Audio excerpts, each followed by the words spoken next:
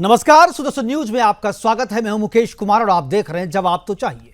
जवाब तो चाहिए में आज हम बात करेंगे पहलगाम हमले की और बताएंगे आपको कि इस हमले को अंजाम देने के लिए पाकिस्तान ने इसकी कीमत क्या चुकाई है। हमले में 27 हिंदुओं को उनके धर्म पूछकर गोली मार दी गई। 27 हिंदुओं की मौत के बदले पाकिस्तान को अब हर वर्ष 20 लाख करोड़ की कुर्बानी देनी पड़ेगी।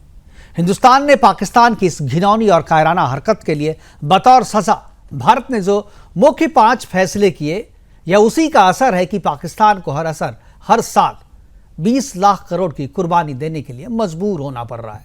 बतौर सजा लिए गए 5 प्रमुख फैसलों में सबसे ज्यादा महत्वपूर्ण और बड़ा फैसला सिंधु जल संधि को स्थगित करने का है। भारत ने पाकिस्तान में अपना दूतावास बंद कर दिया है। भारत ने पाकिस्तान दूतावास से डिप्लोमेट्स की संख्या को कम करने को कहा गया है। डिप्लोमेट्स को मिलने वाली सार्क कंट्री वीजा को भी खत्म कर दिया गया है। अटारी सीमा को बंद करा दिया गया और बदले में पाकिस्तान ने जवाबी कार्रवाई करते हुए शिमला समझौता सहित सभी द्विपक्षीय व्यापारिक समझौते को रद्द करने की गिरदभमकी दी है।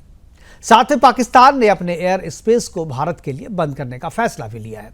दरअसल भारत ने सिंधु जल संधि को स्थगित करने के फैसले से पाकिस्तान के होश उड़े हुए हैं। भारत सरकार इससे पहले भी इस संधि को भारत के हित के खिलाफ और नेहरू की गलती बताकर इसे रिव्यू करने के लिए पाकिस्तान पर दबाव बनाता रहा है। पाकिस्तान बार बार इस अंतर्राष्ट्रीय संधि को बाध्यकारी बताकर बातचीत से बचता रहा है, लेकिन इस हमले के बाद से भारत ने इसे स्थगित करने का एक तरफा फैसला लेकर पाकिस्तान को मुश्किल में डाल दिया। इस संधि से स्थगित होने से पाकिस्तान की 90% कृषि भूमि जो है वो बंजर हो सकती है।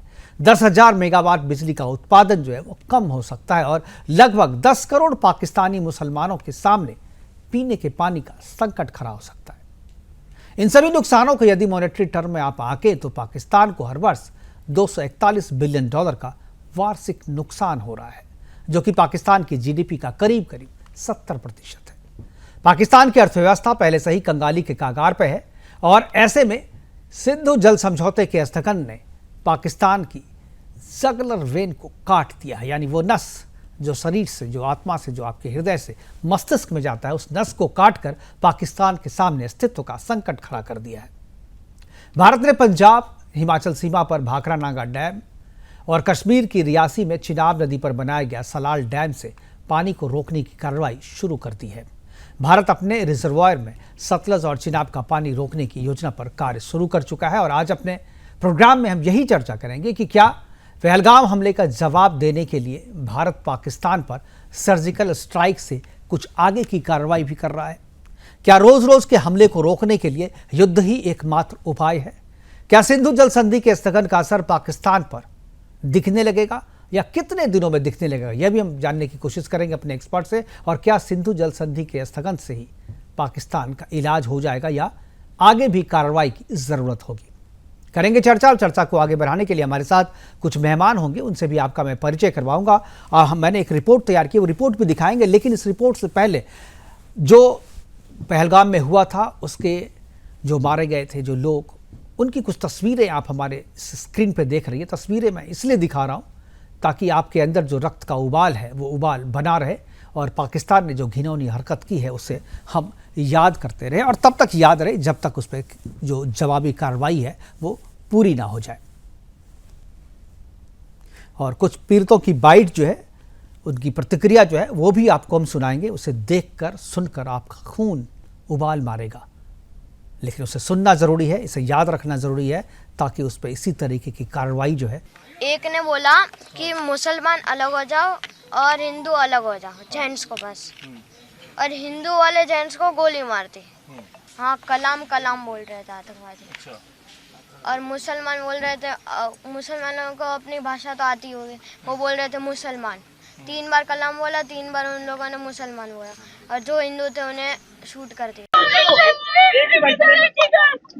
उसको बोला वो मुसलमान नहीं है, उसको गोली मार दी, 3 मारी। कोई नहीं आया वहाँ पे 1.5 घंटा, वो जिंदा था तब तक, कोई नहीं आया वहाँ पे। अगर कोई आर्मी होती तो फिर वो बच सकता था, कोई नहीं आया वहाँ पे, कोई नहीं आया। मोबाइल का छठो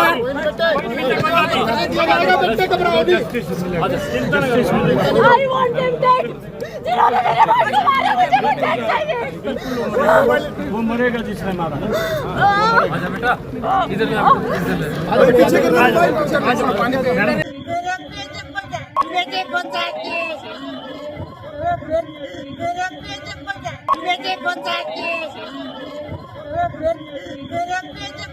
क्या बोलते, भेलपुरी खाने से मेरा पति साइड में था, एक इंसान है, उसने उसको गोली मार दी, बोला कि शायद मुस्लिम नहीं है, उसने उसको गोली मार दी। मेरे पति का बच्चा लो, हम बचा देगा, कोई बात नहीं। प्लीज भगवान।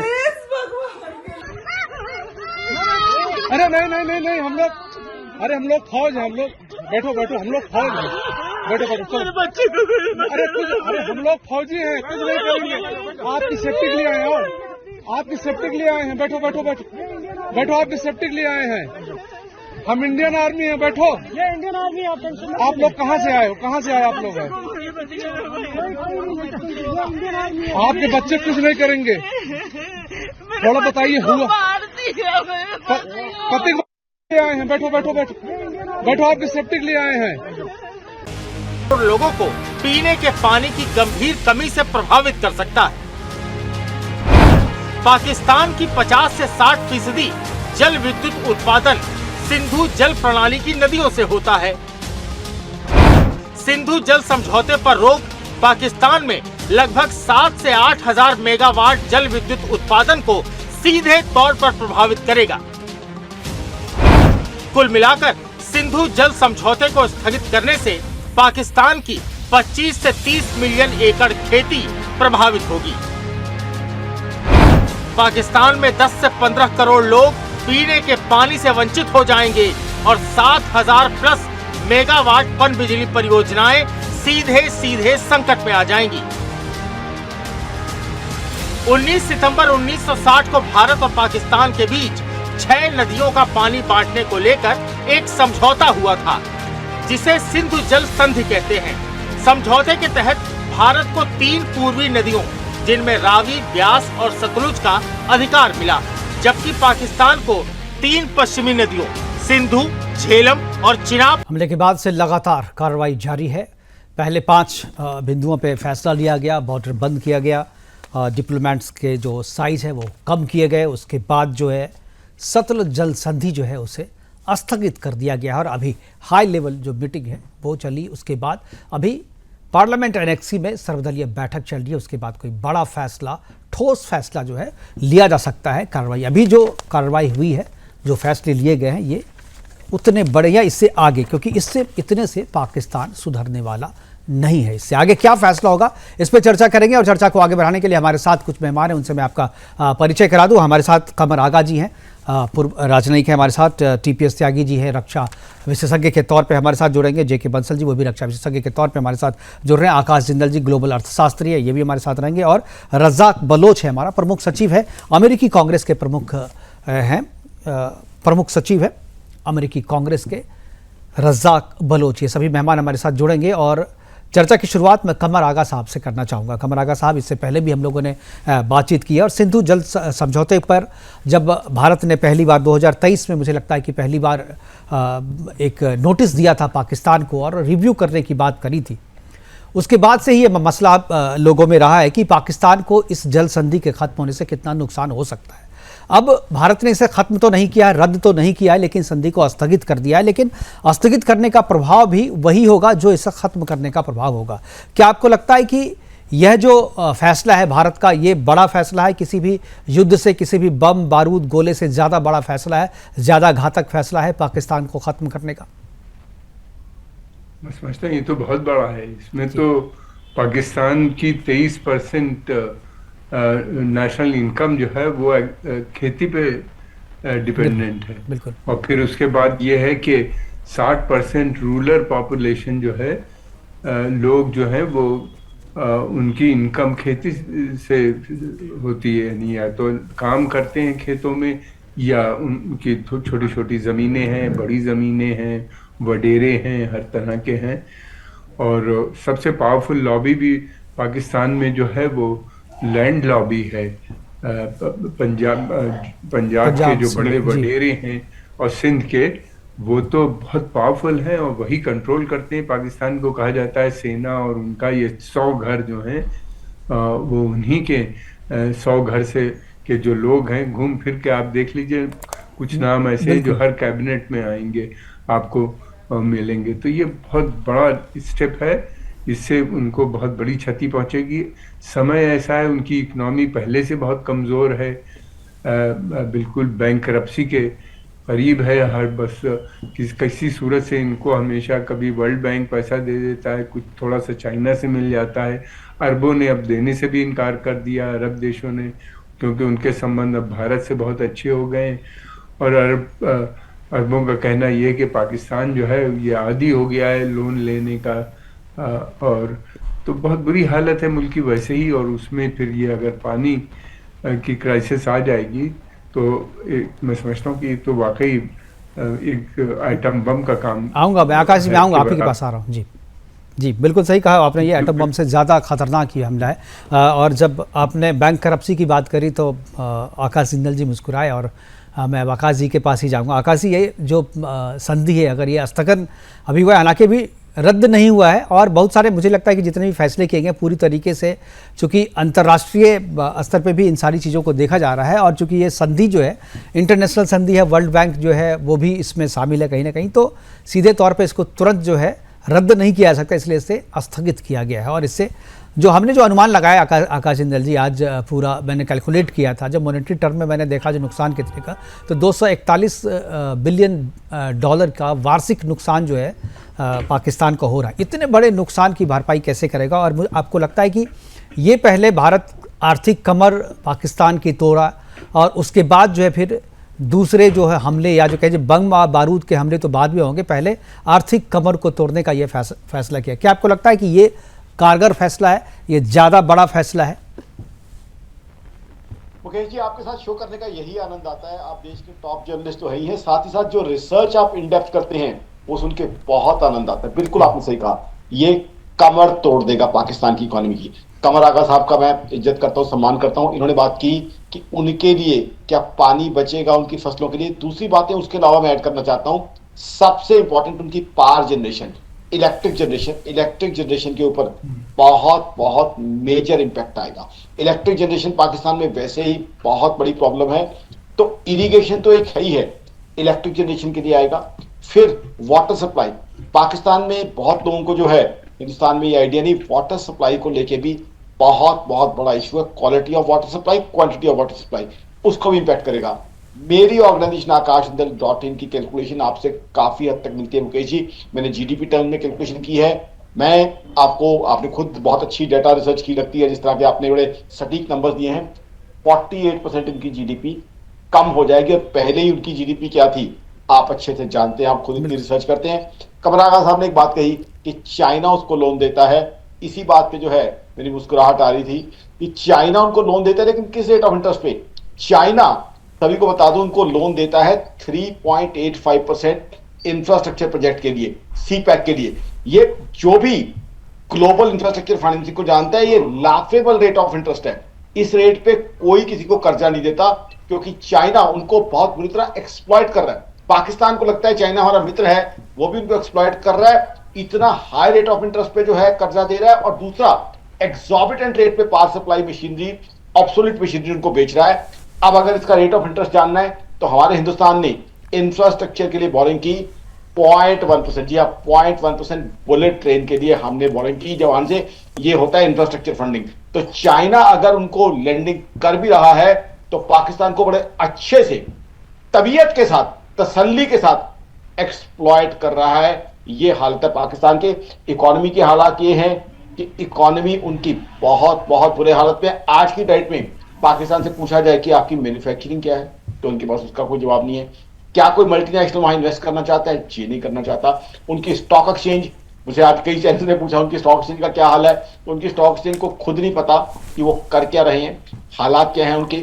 और आज की तारीख में उनका फॉरेक्स रिजर्व नोज डाइव कर चुका है। इंडस वाटर ट्रीटी के बाद मैं पूरी तरह आपका और कमर आगा साहब का समर्थन करता हूं। उनकी जीडीपी की, उनकी इकोनॉमी की कमर टूट जाएगी, बड़ी तसल्ली से टूट जाएगी, क्योंकि इसका कैस्केडिंग इंपैक्ट उनकी जो छोटी मोटी इंडस्ट्री है, छोटी मोटी प्रोसेसिंग है, उस पर ही पड़ेगा। और पहले ही जो इन फाइटिंग उनमें अंदर हो रही है पिछले 1 साल से, तरह तरह की, चाहे बलोच हो चाहे और, इकोनॉमी उनकी बहुत बहुत जर्जर सिचुएशन में पहुंच चुकी है। तो पाकिस्तान की बलोच की बात आपने की, बिल्कुल बलोच की चर्चा आपने की। रजाक साहब हमारे साथ हैं।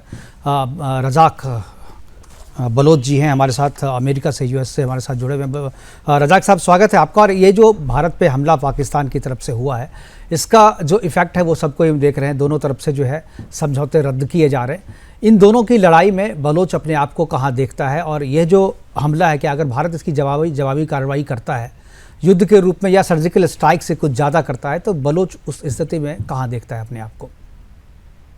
नमस्कार मुकेश जी और सारे दोस्तों को। सबसे पहले तो मेरा बलूच अमेरिकन कांग्रेस को आपने दावत दी, उसके लिए थैंक यू। और बलूच अमेरिकन कांग्रेस और बलूचिस्तान के लोग आपके इस दुख की घड़ी में आपके साथ हैं। और दूसरी बात यह है कि आपको हर जो एंगल है पाकिस्तान का, उसको आपने देखना है। जो मिलिट्री माफिया है पाकिस्तान का, उस एंगल से देखना पड़ेगा। ना तो वहाँ पर डेमोक्रेसी है, ना पार्लियामेंट है, ना हाई कोर्ट्स हैं, और ना ही जो है वो आपका मीडिया है। सारा चीज़ जो है वो मिलिट्री कंट्रोल्ड है। और अभी हाल ही में मिलिट्री के जो जनरल हैं, उन्होंने खुल्लम खुल्ला कहा कि जो है उन्होंने अपना जो नफरत है हिंदुओं के लिए वो आपको दिखाया, और आपको ये भी सबक याद दिलाया कि ये मुल्क जो है वो 2 कौमी नज़रिया की बुनियाद पे बना है। और इन बेवकूफ़ों को ये भी नहीं मालूम है कि रिलीजन एक कौम नहीं होती है। रिलीजन जो है एक अलग चीज़ है और नेशन एक अलग चीज़ है, समझे ना? बिल्कुल। पाकिस्तान जो बना है वो हिंदुस्तान से टुकड़े करके अंग्रेज ने बनाया, और इनको घुमाने के भी ऊपर वाले ने बनाया। तो मेरा इनसे, पाकिस्तानियों से ये सवाल है कि अगर ये ऊपर वाले ने बनाया है, तो आप 1947 का अपना नक्शा देख लें। 1947 के नक्शे में बलूचिस्तान नहीं है। 1947 के नक्शे में, पाकिस्तान के नक्शे में बलूचिस्तान नहीं है, गिलगित बल्तिस्तान नहीं है। उसके अंदर ये जो कश्मीर का टुकड़ा इन्होंने कब्जा किया है, ये भी नहीं है, समझे ना? बिल्कुल। तो वो एंगल से जो है आप देखें कि इसका जो असली मालिक है इस रीजन में, वो हिंदुस्तान है। इनको तो पता नहीं आपके लीडरशिप ने क्यों इस बात पे एग्री किया और बंटवारा किया, और उसके बाद हमारे ऊपर फौज कशी करके इन्होंने। अच्छा, दूसरी बात आपको मैं बता दूं, ताकि हमारे हिंदुस्तान के जो लोग हैं उनको ये समझ आ जाए कि बलोच जो कौम है उसमें और इनमें फ़र्क क्या है। उनमें और इनमें फ़र्क है। सॉरी, मैं थोड़ा सा इस तरफ दूसरे एंगल से आपसे कह रहा हूँ, ताकि लोगों को ये पता चले कि हमारा जो पोजीशन है वो क्या है। जब 1947 में हमारे पार्लियामेंट ने, इन्होंने जो है फोर्स किया, तो हमारे पार्लियामेंट ने इस बात के ऊपर जो है रद्द किया पाकिस्तान का प्रस्ताव कि आप बलूचिस्तान को शामिल करें पाकिस्तान में। तो हमारे पार्लियामेंट ने कहा कि ये मजहबी मुल्क, ये हमारे रिकॉर्ड्स के अंदर, हमारे स्पीचेस के अंदर है, ये जो मजहबी मुल्क बन गया है पाकिस्तान, इसमें हम शामिल नहीं होंगे। तो फिर बाद में उन्होंने फौजकशी करके हमारे ऊपर जो है वो कब्जा किया। और बिल्कुल, ये तो इतिहास सबको, ये तो रजाक साहब इतिहास सबको पता है, और इस पे चर्चा करेंगे तो लंबी हो जाएगी और हम दूसरी दिशा में भटक भी जाएंगे। बिल्कुल। इन शॉर्ट मैं ये कहना चाह रहा हूँ कि आपको, ये तो एक अच्छा कदम है आपने जो पानी का किया, ये एक अच्छा लीवरेज है, लेकिन सही जो इनको जब दुखत होगी, वो उस वक्त दुखत होगी जब ये आर्मी वाले जो है ना इसका दुख महसूस करेंगे। आपने वो कदम उठाना है। इसमें बलोच आपके साथ है। अब देखें ना, आपने यहाँ पर जो है वो आपने सीज फायर किया इनके साथ में। बिल्कुल। ये सारा अपना आर्मी जो है वो पश्तून इलाके में ले गए, बलोच इलाके में। बिल्कुल, उसमें भी हम बात करेंगे। हमारे साथ जनरल जे.के. बंसल जी हैं, रक्षा विशेषज्ञ के तौर पर। टीपीएस त्यागी जी हमारे साथ हैं। लगातार सुबह से ही टीपीएस त्यागी जी से बातचीत हो रही है, हमारे विभिन्न जो प्रोग्राम्स में आते रहे। टीपीएस त्यागी जी, क्या लगता है आगे क्या अब ये तो ठीक है, आपने सिंधु जल समझौता है उसे स्थगित कर दिया, इसके बाद भी जो 4-5 फैसले आपने लिए ठीक है, लेकिन इतने से काम आपको लगता है चलेगा? इतने में पाकिस्तान मान जाएगा? जब तक मिलिट्री एक्शन नहीं हो तब तक तो मुझे लगता है कि इस उपाय जो है या इसका इलाज जो है वो सही ढंग से मिलिट्री ही कर सकती है। त्यागी जी बिल्कुल ठीक कह रहे हैं आप। देखिए, ये जो जल समझौता है ये पहले ही गलत हुआ था।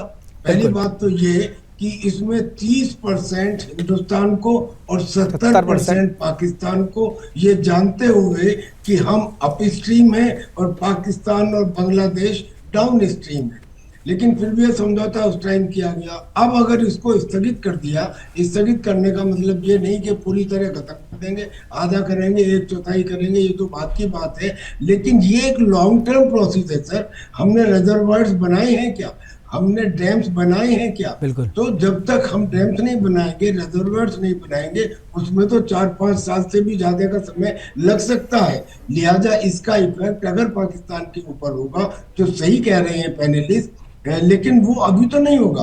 और इस वक्त जो मामला चल रहा है पहलगाम के उस अटैक का, जो असलियत में आतंकी अटैक नहीं बल्कि एक किस्म से प्रॉक्सी वार है। हम कह रहे हैं हमारी बात को पाकिस्तान ने मान लिया और उसने इस जल संधि को एक किस्म से वार यानी कि युद्ध का रूप दे दिया। यानी कि पाकिस्तान तो डिक्लेयर कर चुका कि साहब ये युद्ध है। अब अगर पाकिस्तान डिक्लेयर ना भी करता तो भी हमारे लिए इस वक्त जरूरी था कि हम हिंदुस्तान की जनता को बताने के लिए, और जो हमारे लोग मारे गए हैं उनका बदला नहीं लेना है, बल्कि एक एक्शन तुरंत दिखाने के लिए हमें मिलिट्री ऑप्शन का इस्तेमाल करना पड़ेगा। हमने जो उनके कह दिया कि साहब जितने भी पाकिस्तान के लोग हैं उनका सबका वीज़ा कैंसिल, चले जाएं, जो अस्पताल में है वो भी चले जाएं, जो यहाँ बिजनेस में आए थे वो भी चले जाएं। उन्होंने भी कह दिया कि हिंदुस्तान के लोग चले जाएं। हमारी मिलिट्री एम्बेसी और उनके मिलिट्री अटैची और हमारे हाई कमिश्नर, उनके हाई कमिश्नर, ये इससे पहले भी कम होते रहे हैं, अब उन्होंने और कम कर दिए। लेकिन ये सारे एक्शन इम्पोर्टेंट तो है लेकिन डिसाइसिव नहीं है, बिल्कुल इस इंसिडेंट के लिए नहीं है। यहाँ पे हमको मिलिट्री एक्शन लेना जरूरी है। अब जब मिलिट्री एक्शन लेना है तो उसमें हमें 2 पॉइंट देखने हैं, एक्सटर्नल और इंटरनल। जब हम एक्सटर्नल की बात करते हैं तो एक्सटर्नल में एक मिलिट्री एक्शन तो ऐसा है जो हमें बहुत पहले ले लेना चाहिए था और अब तो उसे 48 घंटे में ले लेना चाहिए, और वो एक्शन ये है कि जो पाकिस्तान के लॉन्च पैड है पीओके में, उनके पूरी लोकेशन, उनको लॉन्गिट्यूड लेटीट्यूड हमारे पास है। इतना ही नहीं, हमारा अमेरिका के साथ एक बीका एग्रीमेंट है, वो बीका एग्रीमेंट में हमको प्रिसाइज लोकेशन उनकी अवेलेबल है और हमारे पास अब स्टैंड ऑफ कैपेबिलिटी है। ये उस समय नहीं थी जब बालाकोट स्ट्राइक हमने की थी। स्टैंड ऑफ कैपेबिलिटी का मतलब कि हम अपनी ही सीमा से नष्ट कर सकते हैं वहां उनके। बिल्कुल त्यागी जी, मैं आपको रोकना चाहूंगा, मैं जेके बंसल जी के पास जाऊंगा, लेकिन कहा जा रहा है एक छोटे से ब्रेक लेने के लिए। पहलगाम हमले के लिए पाकिस्तान ने चुकाए हैं 15 लाख करोड़। जो सिंधु जल संधि है, जल संधि के निरस्त हो जाने के बाद इतना का अनुमानित नुकसान जो है पाकिस्तान का हुक्म। चर्चा को जारी रखेंगे, आगे बढ़ाएंगे। सारे पैनलिस्ट हमारे साथ बने हुए हैं। जेके बंसल जी के पास मैं जाना चाहूँगा। बंसल साहब, ये जो चीज़ें अभी सुबह से 2 दिन पहले से हो रही है, मैं आपसे जानना चाहूँगा कि एक्शन के रूप में सभी कह रहे हैं कि अब मिलिट्री एक्शन होना चाहिए। क्या अब अभी समय है कि पाकिस्तान ऑक्युपाइड कश्मीर पर काम किया जाए, वहाँ हमला किया जाए, सीमा को बदला जाए? मुकेश जी नमस्कार। ये बहुत ही अच्छा प्रश्न आपने पूछा है। ये बहुत अच्छा मौका है कि इस समय पाकिस्तान ऑक्युपाइड कश्मीर को ले लेना चाहिए। उसके कारण 2 हैं। एक तो वहां पर जो है 42 लॉन्चिंग पैड है और हर एक के अंदर में 100 से लेकर 125 तक है। अगर आप कहते हैं अगर हम लॉन्चिंग पैड को अभी ध्वस्त करेंगे, वो तो सब खाली कर दिए हैं, तो उनका जो बंकर होंगे उनको या जो उनके बिल्डिंग को ध्वस्त करने से क्या फायदा। तो एक तो वो खत्म हो जाएंगे। दूसरा जो है ये कॉस्ट, जो बड़ी कीमत जो पाकिस्तान के ऊपर डालनी है कि जिससे आगे से किसी तरह की ऐसी घटना ना करें। जब पाकिस्तान के पास से पीओके हमारे पास आ जाएगा तब जो है पाकिस्तान को समझ आएगा कि अगली बार अगर कुछ किया तो पाकिस्तान का बाकी हिस्सा भी हमारे साथ में आ जाए। और दूसरा, जो पीओके के अंदर में सारी जनता ये चाहती है, उनके लीडरान ये चाहते हैं कि उनको जो है इस समय ले लिया जाए। इसी प्रकार जो हमारे बलूच भाई हैं ये भी पूरा सपोर्ट करने की बात कर रहे हैं और देखिए जो अभी बातें हो रही थी कोस्ट डालने की कि इनके ऊपर कोस्ट डल जाएगा या इनकी कमर टूट जाएगी, कमर टूट जाएगी, वहां की जनता की टूटेगी, सिविलियन की टूटेगी। लिए जो आर्मी लोग बैठे हुए हैं वो तो सारा पैसा खा जाते हैं, वो तो पानी बाहर से मंगवा लेंगे, पानी पिएंगे जो करने के। तो इनके आर्मी जो वहां से ये निकलती है, जो टेररिस्ट, उसको खत्म करना है, जो वहां का मिलिट्री हेडक्वार्टर है उसको खत्म करना है, जो मुनीर की सोच है या इसको खत्म करना है। कि मुनीर ने जो है जिस तरह की बातें कही हैं कि टू नेशन थ्योरी की बात कही है, धर्म के नाम की बात कही है, कश्मीर को जुगले रेन बना करके कहा जो हमारे कश्मीरी भाई हैं हम उनके साथ में खड़े हुए हैं या उनके साथ में लड़ेंगे। तो ये सब बातें। लेकिन एक बात और मैं यहाँ भी बताना चाहता हूँ कि जो इनकी फौज इस समय इतनी कमजोर है और इतना उसके अंदर विद्रोह है कि कुछ दिन पहले वहां के जो जूनियर ऑफिसर्स हैं, जिसमें मेजर हैं, लेफ्टिनेंट कर्नल हैं, जवान हैं, जेश हैं, उन्होंने एक लेटर लिखा था मुनीर को कि तुम जो भ्रष्टाचार कर रहे हो और ये वो छोड़ के चले जाओ, तुमने छोड़ दो, नहीं छोड़ोगे तो हम आके आपको गद्दी से उतार देंगे और हम मार्च करेंगे। तो म्यूटनी होने का वहां पर पूरा अंदेशा है, क्योंकि जो है सबको ये समझते हैं कि जो फौज की साख है वो बहुत कम हुई है मुनीर के टाइम में। मुनीर उसको पर्सनल स्कोर सेट करने के लिए, पॉलिटिकल रिवेंज के लिए यूज कर रहा है, अपने काम के लिए यूज कर रहा है, और वहां पे अपनी जो बेटी है उनको एक उसका डिप्लोमेटिक पासपोर्ट के लिए। तो इस तरह से वहां पे बड़ा अफरा तफरी का माहौल है।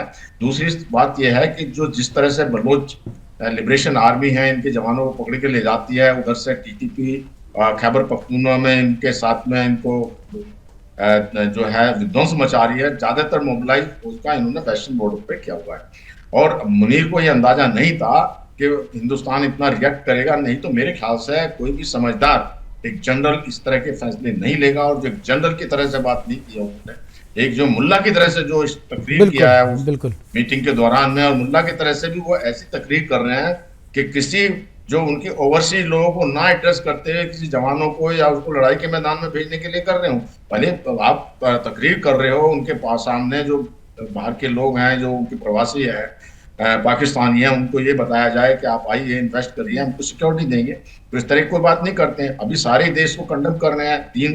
30 जो है हमारे यहाँ पे अभी मीटिंग हुई है, जितने 30 देशों के राजदूतों के साथ उनको सबको बता दिया गया है। भारत के साथ जो है सारी जो है वर्ल्ड खड़ा हुआ है। तो इस समय ये अच्छा मौका है कि हमको पीओके को ले लेना चाहिए, जिसकी बात बहुत पहले से चल रही है। कई बार हमारे आर्मी चीफ ने ये कहा है कि हम तैयार हैं, हमको पॉलिटिकल लीडरशिप की आज्ञा हुक्म की देरी है, और हमारे डिफेंस मिनिस्टर भी ये कह चुके हैं कि उचित समय आने पर इसको ले लिया जाएगा। तो इसको जो है जो अभी मौका यही है, और इससे प्रॉब्लम काफी सोल्व हो जाएंगी।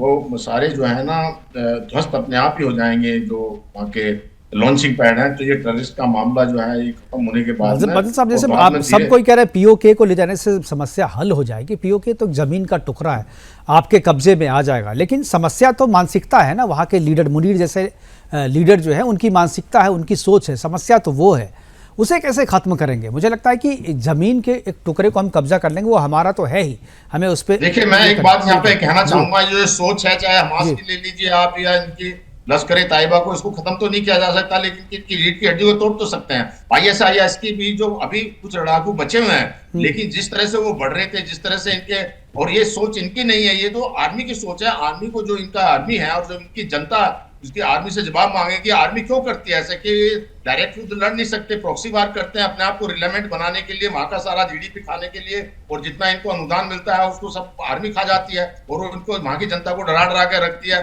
वो कैपेबल आर्मी नहीं है। तो जब उसके ऊपर प्रहार होगा ये बिल्कुल खत्म हो जाएगी, नस्ते नामूद हो जाएगी। और पहले भी जो इनके कोर कमांडर तक को वहां पे जब जो सिविल पॉपुलेशन ने उनके को अटैक किया, उनको मारा है, फिर जब इनको आर्मी को अकल आ जाएगी कि एक प्रोफेशनल आर्मी बने बजाय कि एक बिजनेस आर्मी बने। बिल्कुल। कमर आगा साहब के पास हो जाएगा। कमर आगा साहब, आपने सिंधु जल समझौता स्थगित किया, उन्होंने शिमला समझौता खत्म कर दिया। इन दोनों, शिमला समझौता खत्म करने से क्या असर पड़ेगा? क्यों आपको लगता है कि ये पाकिस्तान ने ये जवाबी कार्रवाई जो की है, इसका कोई असर भारत पे पड़ेगा? मैं नहीं समझता, कुछ भी नहीं पड़ेगा। इसका क्या असर पड़ेगा? बेसिकली ये दो देशों के बीच में था, पीस ट्रीटी थी एक तरह की, उससे फायदा उनको तो हो रहा था। बॉर्डर के ऊपर आप अमन शांति बनाएंगे, भंग नहीं करेंगे। फिर उसके अलावा ये है कि बातचीत से मसले हल होंगे जितने थे। ये दो सबसे इम्पोर्टेंट चीज़ें इसके अंदर थे। तो इसमें अगर एक जो आपने था बंद कर इसमें दिया तो कमर आगा भारत साहब, में- इसमें जो एक क्लॉज था कि कश्मीर का मुद्दा जो है अपने बायलैटरल हम लोग दोनों आपस में बात बायलैटरल बिल्कुल। बायलैटरल यही मैंने कहा, जो भी डिफरेंसेस हैं वही था, जो भी डिफरेंसेस हैं इंक्लूडिंग कश्मीर, वो आप बातचीत करेंगे, से मसला हल करेंगे, इंटरनेशनल फोरम में नहीं ले जाएंगे। अब ऐसे भी पाकिस्तान इससे पहले भी इंटरनेशनल फोरम्स में और रीजनल फोरम्स जितनी होती हैं वहाँ ये रेस करता रहता है। और दूसरी बात यह कि इससे नुकसान उनको, उन्हीं ने जो सब बॉर्डर बंद कर दिया, फिर उसके अलावा ये है कि जो ट्रेड जो कुछ थोड़ा बहुत हो रहा था, अफगानिस्तान से हमारा काफ़ी सामान आता था वाया पाकिस्तान, तो उनको भी थोड़ी खासतौर से ड्राई फ्रूट्स और इस तरह की बहुत सी चीज़ें थी वाघा बॉर्डर से आ जाती थी, वो एक उनके लिए परेशानी हो जाएगी। अब उनको यूज़ करना पड़ेगा, मैं समझता हूँ कि चाबहार पोर्ट वहाँ से लाना पड़ेगा भारत के लिए, तो आ तो जाएगा, थोड़ी कास्ट उनकी बढ़ेगी, उसकी उनको प्रॉब्लम नहीं है। ये अपनी जनता को दिखाने के लिए इन्हीं ने कुछ इनको स्टेप्स लेने थे, उन्हीं ने लिए हैं, जिससे उनको नुकसान काफ़ी होगा। दूसरी अभी बातचीत हो रही थी सेना जी। पाकिस्तान का इस समय अस्तित्व खतरे में है, और मुश्किल यह है कि पाकिस्तान की सेना का जो ग्रिप है देश के ऊपर, पाकिस्तान के ऊपर, वो बहुत कमज़ोर हो गया है। और दूसरी चीज़ ये कि पाकिस्तान अगर सेना नहीं है तो पाकिस्तान भी नहीं है। पाकिस्तान स्टेट बनने के 10 साल बाद ही फेल हो गई थी, इसीलिए इसी कारणवश जनरल अयूब खां ने सत्ता अपने हाथ में ले ली थी। अब पॉलिटिकल लीडर्स की आपस में लड़ाई, मर्डर, ये सब शुरू हो गए थे, तो सेना ने अयूब खान का इंटरवेंशन हुआ, सेना ले ली। उसके बाद से लगातार जो भी इलेक्टेड गवर्नमेंट आई, बाद में 71 के बाद भुट्टो साहब आए और गए, और दिखाने के लिए वो लोग आए। भुट्टो का एक स्ट्रांग लीडरशिप थी, उसको जिस तरीके से जो कुछ हुआ हम सब जानते हैं। हमारा ज़ियाउल हक के बाद लगातार आर्मी को आना पड़ता है, और जो सरकार भी है तो वो डिपेंडेंट रहती है आर्मी में, कठपुतली सरकार के रूप में चलती है। तो दूसरी बात यह है कि पाकिस्तान में अभी हमारे बलूच भाई बता रहे थे कि जो धर्म जो है वो से ज़्यादा स्ट्रांग रीजनल आइडेंटिटी होती है, इथनिक आइडेंटिटी जिसे हम कहते हैं, वो ज़्यादा स्ट्रांग है। इसीलिए बांग्लादेश अलग हो गया 71 की वार में, अब बलूचिस्तान अलग होने जा रहा, क्योंकि बलूच नेशनल जो है उनका जो बलूची आइडेंटिटी है वो फ़र्क है। पश्तून अलग हो रहे हैं, सिंध अलग हो रहे हैं। 47 में बना तो पाकिस्तान, लेकिन पाकिस्तान बनने के बाद पंजाब प्रांत जो सबसे बड़ा था, सबसे पावरफुल था, जिसके लोग सेना में भी सबसे ज़्यादा थे, उन्हीं ने बलूचिस्तान और खैबर पख्तूनख्वा, जिसको हम नॉर्थ वेस्ट फ्रंटियर प्रोविंस कहते थे, जहाँ बादशाह खान थे, उसको और सिंध को अपना कॉलोनी की तरह कॉलोनी बना लिया। अगर साहब, क्या आपको लगता है कि अभी जो भारत और पाकिस्तान के बीच में स्थिति जो एस्केलेट हो रही है, इसका फायदा क्या आपको लगता है कि बलूच को भी होगा, और बलूच जो है ऐसे समय में पाकिस्तानी आर्मी से अलग या पाकिस्तान से अपने आप को अलग करने की जो इनकी मुहिम है, उस मुहिम को ज़्यादा स्ट्रांगली आगे बढ़ा पाएंगे? देखिए, बहुत फायदा होगा उनको। देखिए, एक तो उनके पास सबसे बड़ी मिस्टेक उन्हीं ने ये की, वो प्राइम मिनिस्टर मोदी के माइंड ही को नहीं समझ पाए। उन्होंने सोचा था जैसे हम बड़े ऑपरेशन करके 2008 में और निकल जाते थे बच के, हमको कोई अमेरिका बचा लेगा, और अभी भी सोच रहे होंगे कि अमेरिका हमको बचा लेगा, लेकिन वो समझ नहीं पाए। वहां पे मिस कैलकुलेट उन्हीं ने कर दी। दो बातें उन्हीं ने कही है। एक तो ये कहा है कि जो लोग इस पहलगाम अटैक में इन्वॉल्व थे डायरेक्टली, जिन्हीं ने मारा है, उनको हम नहीं छोड़ेंगे। और दूसरा, जो उनके पीछे थे, उनके पीछे सेना थी। तो वो एक इतना बड़ा सेटबैक इनको लगेगा आने वाले समय में। कब लगेगा, क्या होगा, आकाश जी में आऊंगा, सेना तय करेगी। बिल्कुल, वो तो सेना तय करेगी, लेकिन ये है कि इतना बड़ा होगा अटैक उनके ऊपर, लिमिटेड हो या जैसा भी हो, लेकिन बड़ा होगा, ठोस होगा, और उसका असर जो है बलूचिस्तान और नॉर्थ ये जो है खैबर पख्तूनख्वा, दोनों को बहुत फायदा होगा। जी, रज़ाक साहब, क्या आपको लगता है कि जो स्थिति आपके अनुकूल होते जा रही है? देखते हैं, ये जो है आपको सीधा सिंपल सा ये है कि आर्मी जो जनरल है, हाल ही में उन्होंने चंद दिन पहले इस बात को क्लियर कट वो आपको सबूत दे दिया है इंडिया को कि कश्मीर में जो लोग लड़ रहे हैं वो हमारे भाई हैं। तो ये अपने भाई उन्होंने भेजे और आपके साथ ये हादसा हो गया। बिल्कुल। हमारा जो मसला है वो ये है कि हमें थोड़ा सा रिलीफ कहीं से मिले, हमें उस तरह के टूल्स मिले जिनसे हम इनको जो है अपने सरजमीन से बाहर फेंक दें। मैं आपको बलूचिस्तान का सिचुएशन आपको समझाता हूँ, थोड़ा बहुत आपको समझ में आएगा। हमारे सारे दोस्त जो आर्मी मैन बैठे हुए हैं उन्हें ज़्यादा भी इल्म होगा। ये हमारे पास इनकी आबादी नहीं है। जैसे अभी आगा साहब ने कहा कि इन्होंने हमें कॉलोनी बना के रखा हुआ। जितनी भी पॉपुलेशन है बलूचिस्तान के अंदर, जितनी भी पॉपुलेशन है उनके साथ साथ इन्होंने अपने जो है ना वो कैंप्स बनाए हुए, अपने किले बनाए हुए। और रात को 5 बजे 6 बजे के बाद आप आर्मी वाले के जाके दरवाजे को टोकें, कोई भी बाहर नहीं निकलेगा। इतने बुज़दिल लोग हैं ये। तो ये इनका सिचुएशन है। हमें तो सिर्फ उस तरह के हथियार चाहिए कि ये अपने कैंप छोड़ के भाग जाएं। तो बलूचिस्तान जो है इस वक्त पाल रहा है इनको, और इनको इस बात का शर्म भी नहीं आता है। ये हमारे बच्चों के लाशें में दे रहे हैं और कहते हैं कि पाकिस्तान का जो डेस्टिनी है वो बलूचिस्तान है। पाकिस्तान में जो इनको सोना और जो दूसरे जो दौलत जो नज़र आ रहा है, उनका राल जो टपक रहा है, वो बलोच आपको जो है वहाँ कदम जमाने नहीं देगा। हमें सिर्फ थोड़ा सा उस टाइप का सपोर्ट मिलना चाहिए। ये जो भी सिचुएशन पैदा हुआ है इसमें पूरी दुनिया जो है भारत के साथ है। पूरी दुनिया को पता है कि ये जो फौज है ये माफिया। बिल्कुल सही कहा आपने सर, बिल्कुल सही कहा। हम लोग समझ भी रहे वहाँ पर, हमारे पास समय की कमी है प्रोग्राम को वाइंड अप करना। लेकिन उससे पहले मैं आकाश जिंदल जी के पास एक बार जाना चाहूँगा। आकाश जी कुछ बोलना चाह रहे थे। आकाश जी, मैं एक चीज बोलना चाहूंगा जी। सब चीजों से हटके। कैसे आपका प्रोग्राम बहुत पॉपुलर है और सारा देश इसको देखता है। मैं आपके माध्यम से प्रधानमंत्री साहब से रिक्वेस्ट करना चाहूंगा। जी। प्रधानमंत्री साहब, हमारी इकोनॉमी को आपने दुनिया की टॉप की इकोनॉमी बना दिया है, फास्टेस्ट ग्रोइंग इकोनॉमी है, दुनिया भर में हमारी इकोनॉमी का नाम है। दूसरी तरफ चंद्रयान की वजह से दुनिया हमारी इज्जत करती है। G20 में हमने ग्रोथ की, सब चीजों में हमने ग्रोथ की है। अब मैं आपको कहना चाहता हूँ इकोनॉमी उस लेवल पर पहुंच गई है। इकोनॉमी को हफ्ते के लिए प्लीज आपसे प्रार्थना है भूल जाइए और इन पाकिस्तानियों को सबक सिखाइए। मैं इकोनॉमिस्ट होते हुए कहना चाहता हूँ, इकोनॉमी को आप उस लेवल पे ले आए हो कि हफ्ते में हमारा कोई नुकसान नहीं होने वाला। आप भूल जाइए और इनको सबक सिखाइए। ये मेरी एक प्रार्थना है, रिक्वेस्ट है। बिल्कुल, ये आपकी नहीं सारे भारतवासियों की प्रार्थना है, कल्पना है। और मुझे लगता है कि प्रधानमंत्री हम सब की प्रार्थना जो है वो सुन भी रहे हैं और वो खुद भी ये प्रार्थना कर रहे हैं कि एक सप्ताह के भीतर जो है कुछ ना कुछ जो है किया जाए। मैं हमारे पास समय के आखिरी कमेंट के लिए मैं टीपीएस त्यागी जी के पास आऊँ। टीपीएस त्यागी जी, क्या लगता है विकल्प क्या? परमाणु की बात भी, परमाणु युद्ध की भी बात कुछ लोग कह रहे थे। मैं इस पर चर्चा तो नहीं करना चाह रहा था, लेकिन मुझे लगा कि शायद एक बार आपसे पूछ लूँ। बंसल साहब आपसे भी बने, दोनों से 10-10 सेकेंड। यार परमाणु की जो बात है वो बेकार है, ना वो चला सकते हैं ना हम चला सकते हैं। बात में ये कहना चाह रहा हूँ कि अगर अब हमने नहीं किया तो कब?